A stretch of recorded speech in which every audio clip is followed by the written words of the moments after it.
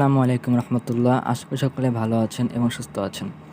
আজকে যে ভিডিওতে যেটা দেখাবো সেটা হচ্ছে কীভাবে ব্লগারে আপনি পোস্ট করবেন। গত ভিডিওতে দেখিয়েছিলাম কীভাবে ব্লগারে ফ্রিতে ওয়েবসাইট খুলতে হয়। যারা যারা ভিডিও দেখেন নাই অবশ্যই আপনি ভিডিওর প্লেলিস্ট থেকে ভিডিওটি দেখে নেবেন। তো আজকে দেখাবো কীভাবে আপনারা ব্লগারে পোস্ট করবেন। আর যারা মোবাইল দিয়ে কাজটি করতে চান তারা মোবাইলে যে কোনো ব্রাউজারে গিয়ে টাইপ করবেন blogger.com লিখে, তারপর সেখান থেকে ডেস্কটপ সাইট অন করে নেবেন। ডেস্কটপ সাইট অন করার পর সেমভাবে আপনারা কাজগুলো করবেন। সেমভাবে নিউ পোস্টে যাবেন, দেন কি সেই কাজগুলো করবেন, তারপরে সেম প্রসেসে কাজগুলো করবেন। তো ব্লগারে পোস্ট করার জন্য আপনারা যে ব্রাউজার দিয়ে ওয়েবসাইটটি খুলেছিলেন সেই ব্রাউজারে আবার চলে যাবেন। সেখানে যেয়ে আপনাদের সেই ওয়েবসাইটটিতে যাবেন।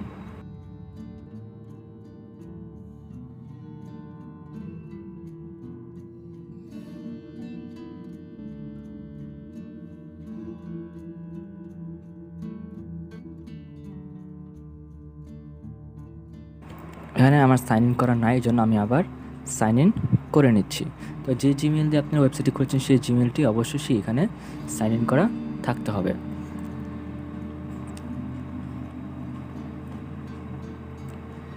তো গতবার দেখেছিলাম যে আমরা এই ওয়েবসাইটটি খুলেছিলাম যে অনলাইন ডিজিটাল শপিং। তো আজকে আমরা এই ওয়েবসাইটটিতে পোস্ট করব। তো পোস্ট করতে হলে আবার এই ব্লগার এতে আমরা চলে যাব। এখানে গিয়ে দেখবেন পোস্ট একটা অপশান আছে যেখানে 0, মানে আমি কোনো পোস্ট করিনি এখন পর্যন্ত, তো এখানে কোনো পোস্ট শো করছে না। তো এখন আমরা নিউ পোস্ট মানে প্রথম পোস্ট করব এই ওয়েবসাইটে। তো নিউ পোস্টে চলে যাব। নিউ পোস্ট যারা এখানে অন্য অপশন পাবেন, দেখেন ফার্স্ট আছে টাইটেল, মানে পোস্টের টাইটেলটা এখানে দিতে হবে। তারপর এখানে আপনার বিস্তারিত কিছু লিখবেন। উপরে দেখেন আরও কিছু অপশন আছে, এখানে প্রত্যেকটা আপনাদেরকে দেখাবে যে কোনটা কি। তো প্রথমে দেখুন যেটা আছে, প্রথমে আছে HTML ভিউ এবং কম্পোজ ভিউ, যেটা পেন্সিলের মতো যে আইকনটা। তো কম্পোজ ভিউ কি HTML ভিউ, প্রথম কম্পোজ ভিউটা দেখি। যেমন আমি একটা কিছু টাইপ করলাম, যেমন I live in Bangladesh, BANGLADESH Bangladesh. তো এটা হচ্ছে একটা কম্পোজ ভিউ। যদি আমি এটা হচ্ছে একটা কম্পোজ ভিউ, যদি আমি এটা এখন HTML ভিউতে নিই তাহলে কীরকম দেখাবে দেখুন, আই লিভ ইন বাংলাদেশ। যদি এটা আমি HTML ভিউতে নিই তাহলে HTML ভিউতে নিলে জিনিসটা এরকম দেখায়। তো এটা কম্পোজ ভিউতে রাখাটাই কি সুন্দর বা সুবিধা। তারপর যখন আসে উইন্ডো আর রেডো। উইন্ডো রেডো আপনি সবাই খুব ভালো মতোই জানেন যে উইন্ডো মানে পিছনে চলে আসবে আর রেডো মানে সামনে যাবে। কোনো একটা লিখলাম বাংলাদেশ, লিখলাম সাপোজ বাংলাদেশ, লিখলাম BANGLADESH বাংলাদেশ। আমি যেটা উইন্ডো দিই তখন HHSED আস্তে কি অক্ষরগুলো কেটে যাবে। বুঝতে পারি রেডো দিই তাহলে সেগুলোকে আবার সামনে আসবে যেগুলো আমি লিখছিলাম। তো মূলত হচ্ছে বিষয়টা এটাই। তারপরে হচ্ছে ফন্ট টাইপ, যে ফন্টটা কীরকম হবে। আমি একটা ফন্ট লিখছি, এটা ডিফিকাল্ট ফন্ট লিখছি। তো আমি যদি একটা অন্য একটা ফন্ট নেই, যেমন এই ফন্টটা নিই আমি, তারপর আমি বাংলাদেশ টাইপ করি, দেখেন BANGLADESH বাংলাদেশ। তো আগের বাংলাদেশ আর এখনকার বাংলাদেশ কিন্তু সেম না, মানে কি এটা ফন্টের চেঞ্জ হয়েছে। তো ফন্টে মূলত হচ্ছে এটাই। তারপর হচ্ছে ফন্ট সাইজ, যে ফন্টটা কীরকম হবে। ফন্টটা এখন নর্মাল আছে, আমি ফন্টটা লার্জ দিলাম, এখন ফন্টটা কি বড় হয়ে গেল। আমি যদি আবার এটা স্মল দিই তাহলে কি আবার ছোটো হয়ে যাবে, ছোটো হাতের লেখা হয়ে যাবে। তো মূলত বিষয়টা এটাই। ঠিক আছে? তো আমি আগের মতো ফন্টটা করে রাখি। তারপর যে অপশন আছে হচ্ছে যখন নর্মাল লেখা, এখানে অনেক অপশন আছে, major heading, sub heading, minor heading, paragraph, normal. তো সেগুলো কি? যেমন মেজর হেডিং, এখানে লেখাটা কিন্তু অনেক বড় হয়ে গেছে, তো এটা হচ্ছে মেজর হেডিং। তবে আমি তবে হেডিং দিই, একটু ছোটো হবে। তো আপনারা আপনাদের পোস্টের জন্য যেরকম দরকার সেরকম করে নেবেন, যে হেডিং লাগলে হেডিং দিবেন, মেজর হেডিং লাগলে মেজর হেডিং দিবেন, ঠিক আছে? সাব হেডিং দিলে কি একটু ছোটো হয়ে যায়। তারপর হচ্ছে বোল্ড, মানে লেখাটা যে সোজা নর্মাল, এটা বোল্ড। আর ইটালিক মানে কি? লেখাটা একটু বেঁকে যাবে। যেমন আমি বাংলাদেশ টাইপ করি, BANGLADAS, বাংলাদেশ। এখানে দেখুন অনেকটা বেঁকা হয়ে গেছে। তো মূলত এটাই। তারপর হচ্ছে আন্ডারলাইন জিনিসটা কি? যখন আমি লিখলাম বাংলাদেশ, এই বাংলাদেশ লেখার পর দেখান নিচে কি একটা আন্ডারলাইন হয়ে গেছে। তো মূলত বিষয়টা এটাই। তারপরে যে অপশনটা আছে সেটা দেখুন, আমি আবার বাংলাদেশ টাইপ করলাম। দেখেন বাংলাদেশে কিন্তু আমি কোনোটা লেখা কাইটটা দিই, কাইটটা দেওয়ার পর যে জিনিসটা যেরকম দেখায় ঠিক সেম।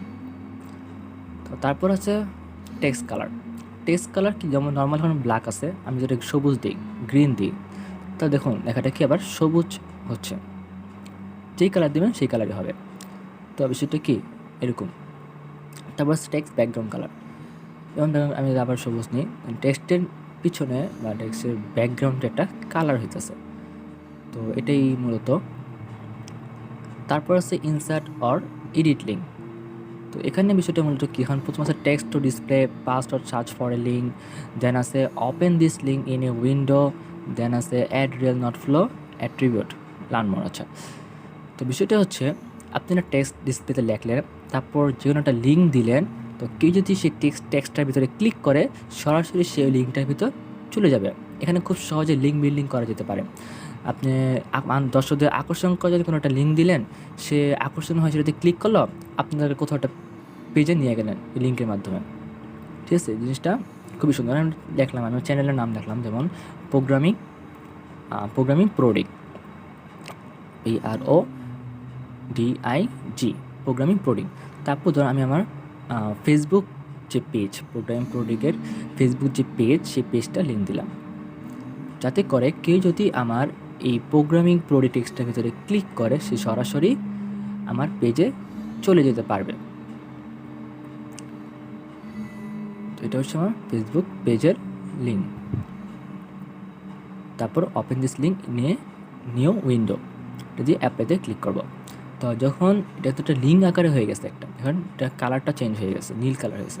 তো আমি যখন পাবলিশ করে দিব, পাবলিশ করার পর যখন এটা পোস্টটা পাবলিশ হবে, কেউ যদি এই পোস্টটাতে এসে লিঙ্কটাতে এই টেক্সটটাতে ক্লিক করে, তখন সে কি লিঙ্কের মাধ্যমে আমার পেজে চলে যায়। তারপর হচ্ছে ইনসার্ট ইমেজ জিনিসটা কি হচ্ছে, এখানে এই লেখার ভিতরে ছবি আপলোড করবেন।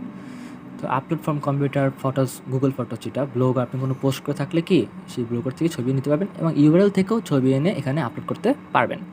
তো আমি আপলোড ফ্রম কম্পিউটার থেকে একটা ছবি আপলোড করে আপনাদেরকে আমি দেখাবো। তো জন্য আমি গ্যালারি চলে যাব, এখান থেকে আমি যে কোনো একটা ফটো চুজ করব।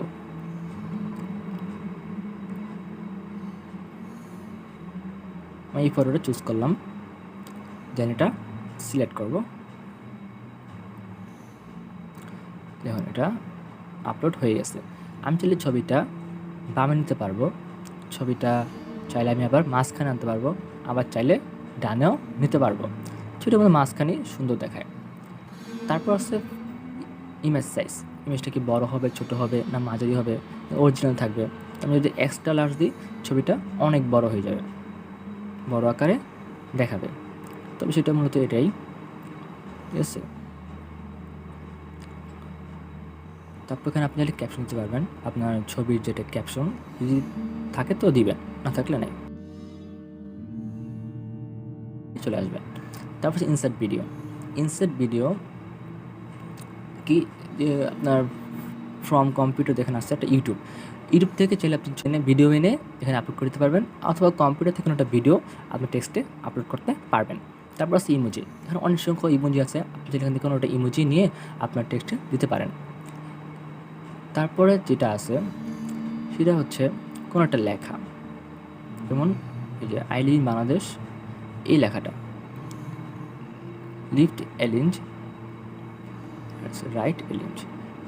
এলিমেন্ট তো হয়েছে যে আপনার লেখাটা যে লেখাটা ডানে থাকবে নাকি বামে থাকবে নাকি মাঝখানে থাকবে, বিষয়টা হয়েছে এটা। হ্যাঁ, তারপর দেখেন আসছে মোর অপশন। মোর অপশন কিছুগুলো অপশন আছে, যেমন বুলেটেড লিস্ট জিনিসটা কি, দেখুন এখানে একটা বিন্দু আকারে জিনিস হয়েছে। তো আমার কোনো পয়েন্ট আকারে যদি আপনি কিছু লিখতে চান তখন এগুলো ইউজ করতে পারেন। যেমন যেটা আমি লিখলাম দেখি বুলেট লিস্ট আকারে হইতেছে, এই যে একটা পয়েন্ট আকারে কিন্তু পোস্টগুলো হইতেছে। তো এটাই হচ্ছে মূলত। যদি আপনি তারপরে অপশন আছে নাম্বারেড লিস্ট, মানে 1 2 3 আকার হবে, ঠিক আছে। এখানে 1 হয়েছে, তারপরে যদি লিখতে চাই আমি লিখতে চাই এটা 2 হবে, 3 হবে, পয়েন্ট আকারে যাবে। তারপরে যে অপশনটা সেটা হচ্ছে যে যেমন লেখাটা কিন্তু আস্তে আস্তে দূরে চলে যায়, আমি টিপ দিচ্ছি লেখাটা আস্তে আস্তে দূরে চলে যাচ্ছে। তারপর অপশনটা হচ্ছে দেখেন একটা দাগ হয়েছে কিন্তু, মানে একটা আন্ডারলাইন, এটা উপরে যদি লিখতে পারি। তারপরের অপশনটা আমি কিছু না, ইনপুট টুলস, এখানে আপনি চাইলে কোন ভাষায় লিখবেন, বাংলা, আরবিক, হ্যাঁ যে ভাষায় লিখতে চান সেই ভাষা। তারপর ক্লিয়ার ফরম্যাটিং, এগুলো কিছু না।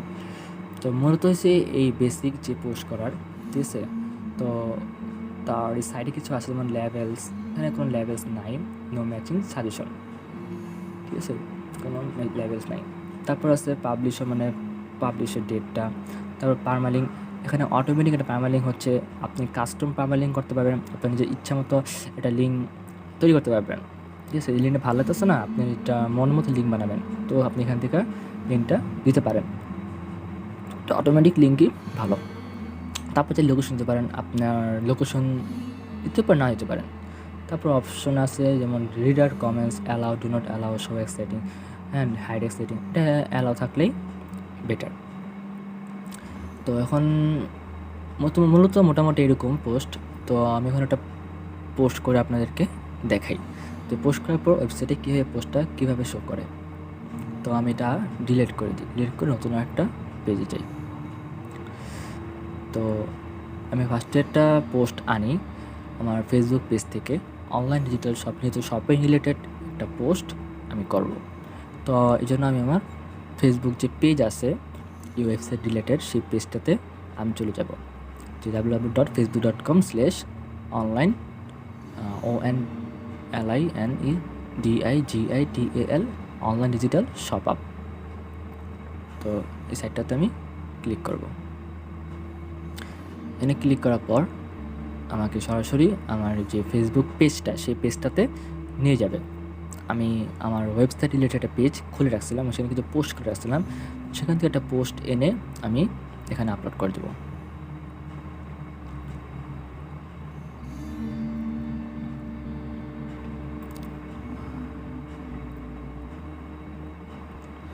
আচ্ছা, এই পোস্টটাই আমি সিলেক্ট করলাম। প্রথমে এটা আমি কপি করে নেব।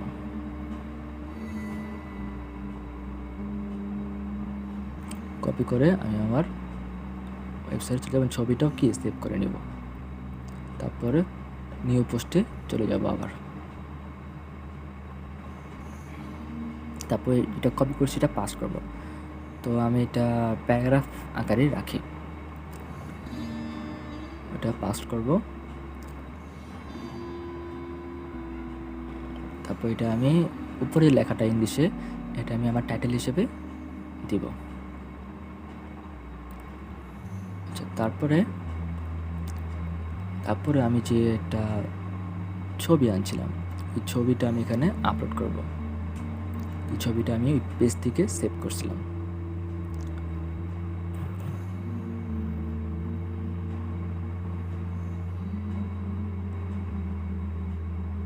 ছবিটা আমি একটু বড় করে দিই যাতে দেখতে সুবিধা হয়।